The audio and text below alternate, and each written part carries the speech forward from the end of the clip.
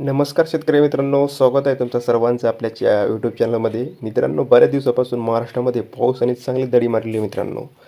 आता अरबी समुद्राचे वारे ना आपल्या महाराष्ट्राकडे वेगवान वारे वाहत आहेत, तरीसुद्धा आपल्या महाराष्ट्रामध्ये पाऊस नाही पडत आहे मित्रांनो. आणि जे बंगालच्या उपसागरात जे कमी दाब क्षेत्र जे तयार होत आहे ना, ते आपल्या महाराष्ट्राकडे न येतात ते उत्तर भारताकडे जात आहे मित्रांनो. तर हे कशामुळे होत आहे मित्रांनो, चला संपूर्णपणे माहिती बघू आपण. तर ला निनाचा प्रभाव आहेच मित्रांनो. तर काय झालेलं आहे, चीन या देशाकडे तीव्र एक वादळ तयार झालेलं आहे मित्रांनो. आपण बघू शकता त्या इमेजद्वारा. ते काय करत आहे मित्रांनो, जे आपल्या भारताच्या उपखंडाचे जे बाष्प आहे मित्रांनो, ते स्वतःकडे खेचत आहे मित्रांनो अशा प्रकारे.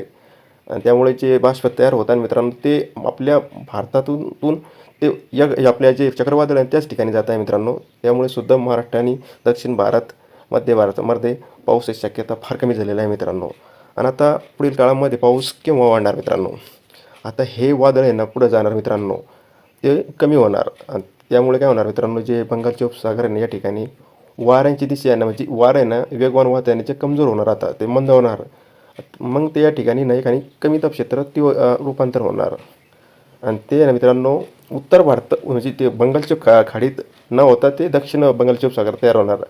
आणि ते तयार झाल्यानंतर ते त्यांची दिशा अशा असणार मित्रांनो, जेव्हा आपल्या महाराष्ट्रामध्ये पाऊस वाढणार मित्रांनो, वाऱ्याच्या दिशेने बऱ्यापैकी बदलणार अशा प्रकारे, तेव्हाच आपल्या महाराष्ट्रामध्ये पाऊस वाढू शकतो मित्रांनो. अन्यथा बंगालच्या उपसागरात दक्षिणवर्ती म्हणजे आंध्र प्रदेशच्या किनारपट्टीवर एखादी कमी दाब क्षेत्रात तयार झाला तरच आपल्या महाराष्ट्रामध्ये पाऊस वाढणार मित्रांनो. आणि अरबी समुद्रात वारे दिशा वेगवान वाहत आहे आपल्या महाराष्ट्राकडे, तरीसुद्धा पाऊस नाही पडत आहे मित्रांनो. याचं प्रमुख कारण आहे, कारण की जे अरबी देश आहे ना प्रमुखाने कोल्ड असतात मित्रांनो, ते वारे आपल्या महाराष्ट्राकडे येत आहेत. त्याकरिता इतकंच. रोजच्या अपडेट बघण्यासाठी आपल्या चॅनलला सबस्क्राईब करून सोबत बेल आयकॉनला प्रेस करायला अजिबात विसरू नका. धन्यवाद.